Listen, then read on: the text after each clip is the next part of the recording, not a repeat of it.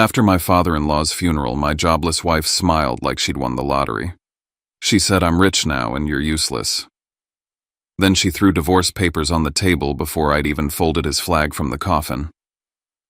24 hours later, the lawyer called her back in, laughed, and asked, "Did you even read the will?" I was there when her face went pale. The man she thought left her $500 million had actually left her a lesson. My name's Arden Quill, and I never thought the person I buried that week would be the only one who truly saw my worth. The day my marriage ended was also the day I learned what real inheritance means, because it had nothing to do with money. Before I share my story, I'd love to know you're here with me. Comment hi or tell me where you're watching from. Sometimes knowing someone's out there makes all the difference. Thank you. And now, let me tell you everything. And if this story reaches your heart even a little, hit subscribe and join our growing circle of people who've been through betrayal, heartbreak, and still found a way back to themselves. Because stories like ours deserve to be heard. The air in Tasuk that morning was sharp and dry, the kind that clings to your throat and makes every breath taste like dust and pine. The adobe church sat against a backdrop of ochre hills, its white cross barely visible in the late sunlight.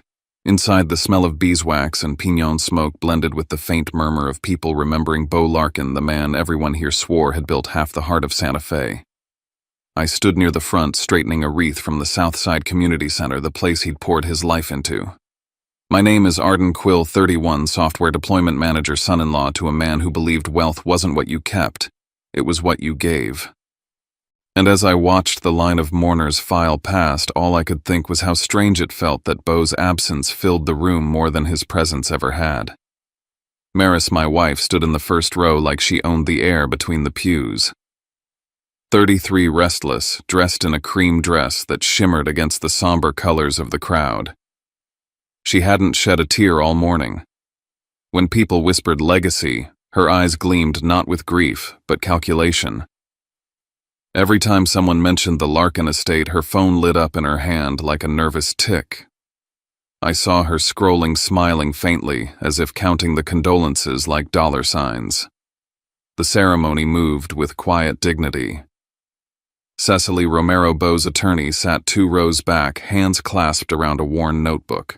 I caught her glance, once steady, knowing. When the choir sang, "Nearer, my God, to thee," Maris leaned close to me and whispered, "You know Dad had $500 million tied up. Once the paperwork clears, I'm done scraping by." I blinked. $500 million, I repeated quietly. She smiled, eyes still on the altar. "You heard me. We'll finally live like people who deserve to." Her tone made it sound less like hope and more like entitlement. After the service, I helped the volunteers from Southside carry folding chairs and stack hymn books. They thanked me, told me how Bo's donations kept their programs alive, how he'd funded ramps for the disabled, plumbing for an elder's home, scholarships for local kids. I kept hearing the same phrase. He didn't just build houses, he built people. Maris, meanwhile, was near the parking lot, laughing into her phone under the winter sun, the white of her dress almost blinding. As the last guests left, Cecily approached, her coat collar pulled up against the wind. "Arden," she said softly, extending her hand. "He left something for you." I frowned. "For me, Wednesday," she said. "Canyon Road. He wanted you there before anyone else." "What did he say?" I asked. Cecily smiled the way someone does when they're holding a secret that isn't theirs to tell. "He said you're the only one who looked at his notes and saw what they really meant." That night, as I loaded the leftover flowers into my truck, I thought about those words. About Bo's small, tidy handwriting in his ledger, how he'd written, "Spend only where it makes someone's day lighter." He was a man who measured value in impact, not size. And yet his own daughter stood on that very principal's grave, waiting for a number to save her. I didn't know it then, but that morning's chill wasn't from the weather. It was from the first crack in a marriage built on 2 different definitions of worth. Cecily's words echoed on the drive home. Canyon Road. He left something for you. I looked in the rearview mirror, saw the string of red chile ristras hanging from the church's adobe wall, swaying in the wind. Bo once told me they were a reminder: season your life, but never overdo it. Too much spice ruins the stew. I just didn't know that soon the woman beside me would be the one burning it from within. By the time I turned into the dim streets of Santa Fe, the question had rooted deep in my chest. What exactly was that 500 million fortune, or a warning? The night after the funeral, our small apartment near the rail yard felt colder than usual. The space heater buzzed under the table as I went through our bills, credit card statements, rent, utilities, all stacked like silent accusations. My laptop screen glowed against the kitchen's pale walls, numbers bleeding red across our budget sheet. Every month ended the same way, my paycheck gone, our savings smaller. I had been working 2 contracts days at the firm, nights coding freelance while Maris stayed home. She said job hunting was pointless until life changes. The door clicked open just before 10. Maris walked in smelling like expensive perfume and bar smoke. She dropped her purse on the counter and kicked off her heels, not even glancing at the table full of bills. Rough night, I asked. She yawned. Just catching up with people who matter now that Dad's gone. I said nothing. The coffee maker hissed in the corner, counting seconds louder than either of us. When I showed her the spreadsheet, she barely looked. We're down again, I said. You spent $400 on skincare, $200 on a resort weekend, and another $1,000 at a spa in Scottsdale. We need to slow down. She smirked, pouring herself wine. Why a few more weeks and I'll have access to the inheritance? You can stop pretending to budget like we're broke. I stared at her. Broke isn't a mindset, Maris. It's math. She sipped. You sound just like him. Bo, yeah. Always about purpose, charity, restraint. He never lived. Her eyes hardened. I will. Her words hit like ice water. He spent his life helping people breathe easier, I said. That's what money should do. She laughed, short, brittle. Then I'll help myself breathe first with 500 million. Later, when she went to shower, I noticed the notifications on her phone screen, transfers, withdrawals. Curiosity turned into dread. I opened the laptop again, cross-checked our joint account. The numbers didn't add up. Thousands missing moved in small sums to a digital wallet under her name. Transactions spread across 3 months, the same months Bo had been hospitalized. My throat tightened. When she came back, I asked, "You've been moving money?" She shrugged. I took care of Dad. You think candles and rides to the doctor pay for themselves? I said quietly. The caregiver I hired did the bathing and the driving.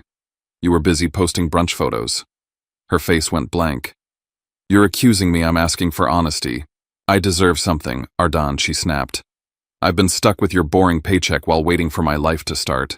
I stared at her, this woman who'd once said she wanted a life that meant something. Now she only meant more. I didn't argue. There was no point. Every word I said only made her dig deeper into the illusion that money would rewrite her character. Instead, I did what Bo once taught me: stay still when the storm comes. I backed up our financial records, printed the statements, and locked them away. If the inheritance wasn't what she thought, she'd already built her own trap. That night, as she fell asleep scrolling through real estate listings in Taos, I sat on the couch looking at an old photo on my phone, Bo and me installing the ramp outside his house. His hands had been steady despite the tremor of age. Spend wisely, he'd told me, not loudly. I understood him now more than ever. Through the window, the Santa Fe lights flickered like restless stars. Somewhere between their glow and the silence of our apartment, I realized the countdown had begun, not to wealth, but to revelation. In 2 days, we'd be on Canyon Road for the will reading. And for the first time, I wasn't afraid of what I might lose. I was ready to see what she'd built her entire world on, and how fast it would crumble once truth took its first breath. The morning light in Tasuk slipped through the blinds like liquid gold, catching the edges of Bo's old cedar desk. That smell, cedar and paper, always reminded me of the way he spoke, calm, grounded, practical. It was the morning before the will reading on Canyon Road, and I sat in the quiet of his study, the room still filled with his presence. On the far corner of the desk was a sealed envelope with red wax, my name written in his handwriting, deliberate and steady. I had seen it before, months ago, when he'd first asked me to help organize his project files. I hadn't dared open it then. Now I knew I had to. I ran my fingers across the grain of the cedar drawer and opened it. Inside were documents, loan agreements, community project reports, and one thick folder labeled Southside Community Center Recovery Plan. Bo had always been proud of that project. He once told me, "If I can give people a place to learn and work, it's better than leaving them checks they'll waste." The folder contained the financial guts of that dream, a signed pledge stating $500 to $1,000 pledged as collateral to restructure community liabilities. Not inheritance, not cash. It was collateral, a promise against a debt. The room seemed to tilt for a moment as I pieced it together. The entire city believed Bo had $500 million sitting idle in a vault. Even Maris. But the truth was different. Months before his death, supply chain failures and rising interest rates had nearly sunk his community initiative. He had mortgaged everything he owned to keep his workers employed, to keep those community buildings from collapsing mid-project. The bank had given him a grace period, 2 years, to restore the balance before foreclosure. In the corner of one document, I found a handwritten note. "If I don't get to explain this myself, make sure someone does, and only when the moment is right." That's what he meant when he told Cecily to contact me separately. He'd never trusted Maris to handle nuance. To her, everything came in 2 colors, win or lose. I could still hear his voice from that afternoon months ago. He had been sitting right there, a mug of black coffee in hand, eyes tired but alive. "I didn't tell Maris," he said, "because she'd turn my funeral into a gold rush. She won't understand collateral or grace periods, just numbers. You do. You see purpose where others see totals." He paused, looked at me the way a mentor looks at a student he wishes were family. "So when it's time, let the truth speak for itself." I closed my eyes and remembered nodding silently that day. He'd smiled faintly and added, "Every inheritance carries a test. Some people inherit the money. Some inherit the meaning." Now back in the stillness of his study, I unfolded one last page, a typed addendum marked, "For executor reference." It was a clause Maris didn't know existed. Any personal allowance granted to a direct heir would be paid monthly, contingent on proof of employment or active training for at least 20 hours a week. Without it, no payment, no exceptions. Even the small stipend Bo set aside for Maris came with responsibility. And that massive $500 million that wasn't for anyone to spend, it was already working, already pledged to others. It wasn't a fortune to inherit. It was a debt he'd embraced for the sake of people who'd never know his name. For a moment, I wondered if I should warn her. Maybe spare her the public humiliation that was bound to come. But then Bo's note came back to me. "Only when the moment is right." If I told her now, she'd twist it, claim I was manipulating the will. She'd learn nothing. So I locked the papers back inside the cedar drawer, sealing the truth behind a layer of polished wood and quiet resolve. Outside, the wind carried the dry rustle of chile ristras swaying on the porch. Somewhere a bell rang in the distance. The countdown had begun.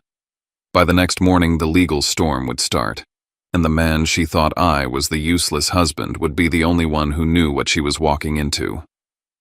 That night, the house in Tasuk felt more like a museum than a home. The guests had long gone, the scent of flowers turning bitter in the still air. The lamps cast a honey glow across the floor, soft but lonely. I was gathering the framed photos of Bo from the mantel, him at the groundbreaking of Southside, cutting the ribbon with children crowding around, when the door opened. Maris stepped in her heels, clicking against the tile, her perfume thick and confident. She'd changed out of her black dress into something sharp and bright, almost celebratory. There was something in her eyes, relief disguised as triumph. Without a word, she placed a stack of papers on the table between us. I didn't need to look to know what they were. "Sign it," she said flatly. "You're not part of this anymore. I don't need a man with a paycheck when I'm about to have $500 million. The words didn't sting the way she wanted them to. I just looked at her, really looked at the woman who'd once promised me partnership, now talking like a stranger. "Are you sure you don't want to wait until the will is read?" I asked quietly. "I already know what it says," she shot back, chin lifted. "Don't act like you understand business, Ardan. Dad took care of me." I nodded slowly. "He did," I said. "Just maybe not the way you think." She sighed in irritation, crossed her arms. "You've always been jealous of what I deserve." Her voice carried that brittle mix of pride and fear. I signed the paper, the pen scratching across the line like a closing door. "File it yourself," I said. "Send my things when you're done." As I turned toward the hallway, a gust of wind from the open window flipped one of Beau's photos face down. I bent to pick it up, and a slip of paper fell from the frame. His handwriting again, small, calm. "Stay steady when the storm comes." I slid it into my pocket and walked toward the front door. Behind me, Maris's voice softened almost to herself. "You'll regret this when I'm gone." "I already have," I said, not turning back. Outside, the air was cold, the string of chili peppers twisting in the breeze like red lanterns. I paused on the porch just long enough to hear her phone ring inside. Her tone changed instantly, lighter, conspiratorial. He signed. "You'll get your share once the money clears. Just keep quiet." I stood there in the dark, the sound of her laughter cutting through the quiet like a knife. So she had a partner in this, someone waiting for their piece of the dream. Maybe an old friend, maybe a creditor. It didn't matter. The shape of greed was always the same. As I walked to my truck, I glanced down at the signature on my copy of the divorce form. Beneath it in fine print was the date and clause, effective 24 hours after final signature. I froze for a moment. That meant she'd already filed the petition earlier, only waiting for me to complete it. 24 hours. That was how long it would take for my name to disappear from her life, just as the illusion of wealth would soon disappear from hers. I sat in the driver's seat for a while before starting the engine, my hands resting on the wheel. No anger, no bitterness. Just a quiet, steady pulse of clarity. Beau once told me, "Sometimes losing is the only way to keep your own soul." Now I understood. Through the windshield, I could still see the faint glow of the house behind me, the home that wasn't really mine, filled with things that never belonged to either of us. Somewhere inside, Maris was probably toasting her freedom, believing she'd traded up. But I had seen what she hadn't: the papers in the cedar drawer, the truth waiting to undo her illusions.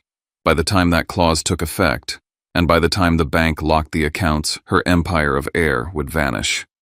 And when the storm came, as it always does, I would do exactly what Beau had asked. I'd stay steady. By the next morning, the world had rearranged itself into silence.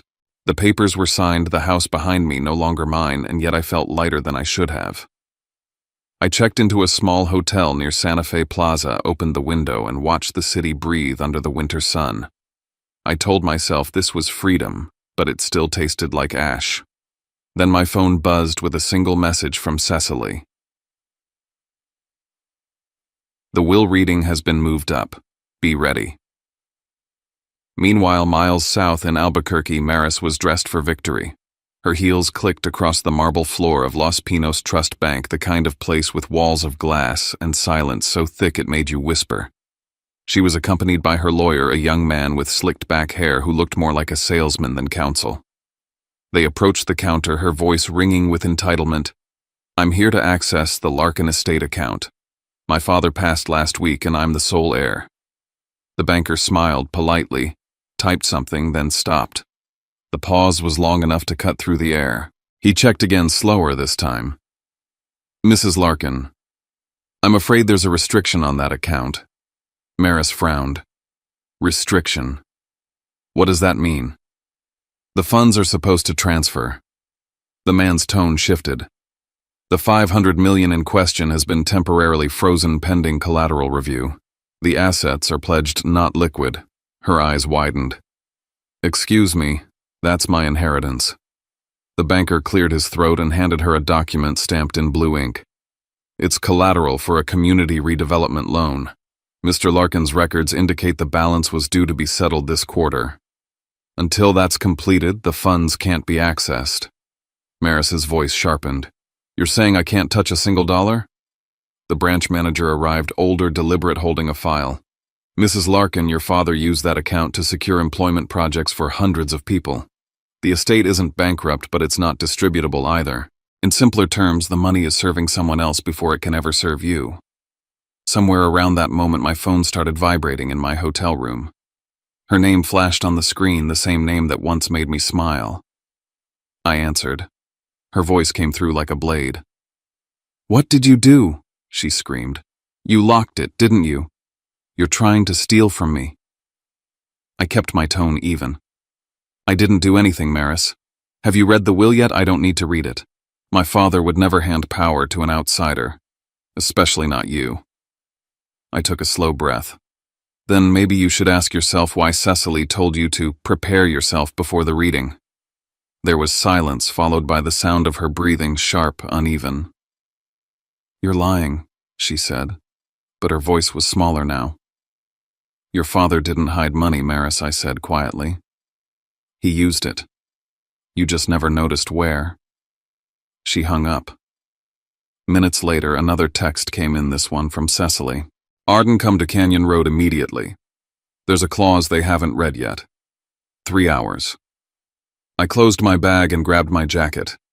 As I stepped out into the cold, the world felt like it was finally catching up with the truth I'd been carrying. At the same time, in the parking lot outside Los Pinos Trust, Maris stormed toward her car. A man was leaning against it, a familiar face I recognized from old photos.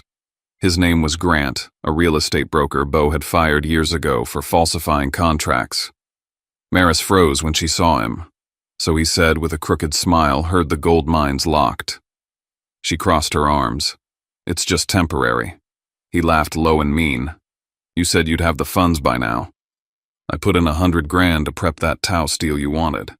If I don't get it back this week, I'm filing fraud. She blinked fast, her confidence cracking. It's coming. I just need a few days. Days you don't have, he said, stepping closer. You played the wrong hand, sweetheart. That money was never yours. When he drove off, she stood there, trembling, clutching her phone. For the first time, she looked less like a woman waiting for wealth and more like someone realizing she'd been the last to understand the rules. Back on the highway to Santa Fe, I felt my phone buzz again. Cecily had sent me a photo, a handwritten page from Beau's will. If any heir refuses to face the truth, the bank has the right to suspend all assets until the accompanying condition is fulfilled. The condition was attached in a second image, the clause I had found in the cedar drawer. Employment or training 20 hours per week or forfeiture. Beau had predicted everything, the entitlement, the blindness, the crash. He hadn't written a will for a daughter. He'd written a mirror for her to finally see herself. As the mountains appeared on the horizon, the sky began to glow with the color of iron turning to fire. I thought about calling her, giving her a warning. But then I remembered Beau's words. Truth needs the right setting to be heard. By the time I reached Canyon Road, the wind had picked up, carrying dust and cold light through the art district. The next few hours would decide everything. And somewhere in Albuquerque, Maris Larkin was beginning to understand what it meant to inherit a dream she had never believed in. Cecily Romero's office sat tucked between two adobe galleries on Canyon Road, its walls lined with paintings of open skies and broken mesas. When I arrived that afternoon, the sun was low enough to paint everything gold. Inside, the air was tight, the kind of silence that hums before something breaks. Cecily greeted me with her usual composure, though I could see the fatigue behind her eyes. She's already here, she said quietly. Maris sat at the far end of the long wooden table, her lawyer beside her phone, face down, knuckles white. She didn't look up when I walked in. The representative from Los Pinos Trust, Mr. Fields, adjusted his tie and opened a briefcase full of documents. Cecily cleared her throat. Let's begin. The reading started with the standard language, formal, impersonal. Then came the division of assets, personal property, charitable allocations, and finally the estate fund. Maris's impatience bled through every breath. Can we skip to the part where it says my name? She snapped. Cecily glanced up. We'll get there, but you may want context first. I don't need context, Maris said. I just need the number. Cecily's eyes softened with something like pity. Very well. Under Section 3 Estate Financial Holdings, the document states, the $500 million held under Larkin Trust are pledged as collateral for ongoing community development obligations. She looked at Maris directly. Do you know what collateral means? Maris blinked, confused. You're saying I can't access it? I'm saying it isn't money sitting in a vault, Cecily replied. It's what your father used to keep hundreds of workers employed when the markets collapsed. He didn't hoard wealth. He recycled it. Maris shook her head. That's impossible. He told me I'd be taken care of. He did, Cecily said gently. Just not in the way you think. Mr. Fields handed her a folder.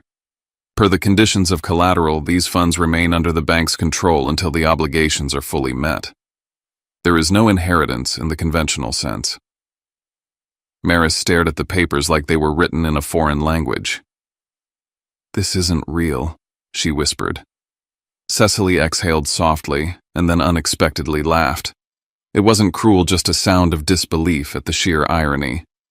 You know, Mrs. Larkin, you filed your divorce this morning. By law, that means you're no longer a spouse at the time of this reading. Therefore, you're excluded from the personal bequest of $80,000 your father left for you. You signed yourself out. The room went still. Maris's jaw-clenched eyes darting toward me. You knew about this, didn't you? I shook my head. No, but he did warn you about timing. Cecily continued, her tone even. To ensure fairness, Mr. Larkin left a separate amount, $40,000, to Mr. Arden Quill for professional and personal assistance rendered during his illness. It's a recognition, not charity. I felt heat rise to my face. I didn't expect, I know, she said quietly. He trusted you to use it wisely. Maris looked stricken, her lawyer whispering something she didn't seem to hear. Then Mr. Fields spoke again, laying a new document on the table. There's one final matter. As of today, the $500 million has been officially transferred to the Bo Larkin Foundation, designated as a permanent community trust. No individual inheritance will be granted. Maris's voice broke. So it's gone, all of it not gone, Cecily said. Repurposed. Your father believed responsibility was a form of wealth. This was his way of teaching it one last time. I reached into my jacket and unfolded the sealed letter I'd been carrying since the funeral. Cecily nodded for me to read. My hands trembled slightly as I opened it. Bo's handwriting was the same as always, careful, deliberate. If you're reading this, it means you kept your calm when the storm arrived. You were never meant to protect my money, Ardan. You were meant to protect its meaning. Thank you for seeing what others couldn't. I stopped. The silence in the room stretched heavy but strangely peaceful. Maris's eyes shimmered, her expression cracking as the truth settled in. For the first time, I didn't see arrogance in her just loss. Not the loss of money, but of the father she'd never truly known. Cecily closed the folder, her voice softening. It's over. Maris stood abruptly, gathering her purse, but before she left, she looked at me. He trusted you more than me, she said. I met her gaze. He didn't trust either of us with money. He trusted us with choices. She didn't reply. She just turned and walked out into the golden light flooding Canyon Road. Cecily packed up the papers, glancing at me. She'll come back, she said quietly. When the illusions fall away, people usually look for the one person who told them the truth. I stepped outside into the crisp afternoon, the sun glowing against the adobe walls. Down the street, a group of children laughed, chasing a paper kite that fluttered in the breeze. Somewhere between the sound of their laughter and the rustle of dry leaves, I realized Bo's plan had worked. He'd made sure his wealth stayed alive, not in accounts, but in people. And in that moment, for the first time since the funeral, I finally felt at peace. 3 days after the reading, I drove to Southside at dusk, the wind combing through the high grass like a tired hand. The lot looked smaller without Bo's voice in it. Sun-faded signage sagged on its posts, concrete walls blotched with rain scars, the bronze plaque catching a thin bar of light for those who build without taking. I set a taper at the base and lit at the flame, holding steady in the wind shadow of the wall. A handful of local kids in paint-splattered hoodies were scraping graffiti off a doorway. One girl wiped her forehead and asked if I'd known Mr. Larkin. I told her I owed him a lesson in kindness. She nodded like she understood and went back to work. I was stuffing site maps back into a banker's box for the bank when footsteps came across the gravel. Maris. The air around her looked heavier than she did. She clutched a file bag to her chest, hair pulled back, lipstick gone. "You still come here?" she asked, like it was an accusation. "This is the part that's mine," I said. "Not money. The reason I helped him." She glanced at the plaque, then down at the dust on her shoes. "The bank says I can still get $2,000 a month," she said, voice tight, "if I'm employed or in training. No one will hire me. Can you tell them I worked at your company?" I took my time answering. The volunteers' rollers thudded on drywall in slow rhythm. "I'm not going to lie to fix a lie," I said. "If you want the stipend, earn it. They're hiring trainees here. Ask." Her mouth trembled. She opened the file bag. "Grant is threatening to sue," she said. "He wants his seed money back for the Tow's deal, 60 grand. He says I misrepresented. If I don't pay by the end of the month, he'll file." I felt something settle into place, the missing cash from our joint account withdrawn in quiet drips while Bo was in the hospital. "You used that money," I said. "It wasn't yours to spend. Nothing was ever mine," she shot back, then sank onto the raw concrete step like a string had been cut. I kept telling myself it would even out when the inheritance came. I built my life on a number that didn't exist. I opened the project binder Bo had left me and pulled a single-page letter addressed to the bank and site leadership. His language was formal but kind. "If Maris falters, give her a door back in, but only if she comes to the site and works in good faith." I handed it to her. "He planned for this," I said. "You have a chance. But it happens here, not in a showroom." She read the letter in silence, tears slipping without drama. "He knew me," she whispered. "Better than I wanted him to." She looked up at me, eyes emptied of performance. "You won," she said. "I didn't," I answered. "I just kept the one thing I couldn't sell, my name." Wind sighed through the rebar. A volunteer brought us a stack of gloves without a word and kept walking. Maris sat a long time, then nodded, small and honest. "Who do I talk to?" I pointed toward the site trailer. "Ask for Cruz. Start where everyone else starts." As she stood, the late sun broke through a seam of cloud and threw a gold stripe across the half-built wall. For the first time since the funeral, I didn't see ruins. I saw a job list. I promised myself I'd stay until the kids didn't need promises. Later, as I taped shut the banker's box, I found one more envelope Bo had sealed for me. On the outside, he'd written, "When you're ready to start over." I tucked it into my jacket and left the flame to finish its small work. 6 months later, spring woke Santa Fe with white blooms on the cholla outside my studio. Morning light poured across the wood floor like water, catching dust motes in a framed site plan of Southside now striped with check marks. Phase 1 stood open, a computer lab, a workshop, a multi-purpose room that smelled like fresh paint and cold metal. The 40,000 Bo left me had gone out in a single transfer, seed money for scholarships and machines. I'd written the memo line with a lump in my throat, Bo and Ardon Fund. That morning I opened the last envelope. His handwriting had thinned, but the voice was the same. "When you're ready, use what you have to replant what I started. My money is over. Its meaning isn't." I folded it back into the sleeve and put on my jacket. At Southside, Cecily was already there with Mr. Fields reviewing the Foundation's quarterly report. "He would be proud," she said, handing me a copy. "The bank is recognizing this as self-sustaining. The debt's been retired by operations and matched funds." Outside the glass, a group of teens huddled over a small robot, arguing about why it veered left. In the art room, a woman with her hair tied up was helping kids sketch logos on butcher paper. "Maris." She looked up, caught my eye, and gave me a nod that landed like a truce. She met me in the hallway with an envelope. "What I owe you," she said. 10,000. I'm not asking for anything. I just want it off me." I opened it and saw the check, plus a short note in her handwriting. "I found a job. It's not glamorous. It's real. Keep it," I said. "When you cover someone else's tuition or rent, I'll consider the debt paid." Her mouth quirked into something like a smile. "I start full-time next week," she said. "Program assistant. I know where the brooms are now." She started to walk away, then turned back. "Thank you for not humiliating me when you could have." "It wasn't mercy," I said. "It was Bo's design." Cecily waved me toward the courtyard. The board had set up folding chairs and a small podium under a string of paper flags. Families gathered with phones out. The plaque had been polished. The letters threw off fresh light. When they introduced me, I felt the old panic rise, the part of me that prefers code to microphones. But then I saw the kids through the glass wall, heads bent over their projects, and the words came.